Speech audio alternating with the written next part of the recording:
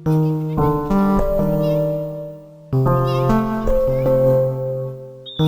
mësimdhënës të gjimnazit Shaban Hashani në Ferizaj janë përfshirë në një përleshje fizike të enjtën, gjatë pushimit të gjatë në sy të nxënësve dhe drejtoreshës së shkollës.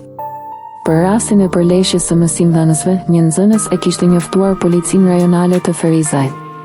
Më datë 29/01/2026, rreth orës 11:15, policia ka pranuar një informacion se në një shkollë të mesme në Ferizaj, dy mësimdhënës janë përfshirë në një përleshje fizike, ka konfirmuar më 30/01/2026 për Kallëzo. Zëdhënësi i policisë rajonale të Ferizajt, Kanun Veseli. Ngjarja ka ndodhur rreth orës 09:25 në korridorin pranë sallës së mësimdhënësve, ku janë përfshirë dy profesorë. Situata është shqetësuar menjëherë nga drejtoria e shkollës, ka shtuar ai.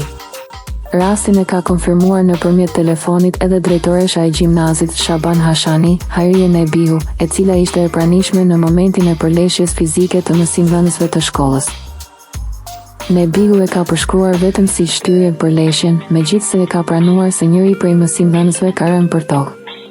Nuk ka ndodhur rrahje, incident ka pas, nuk mundem me mohu, e ka rëzu, e ka shty, e ka rëzu njëri tjetrin, ka thënë Nebihu.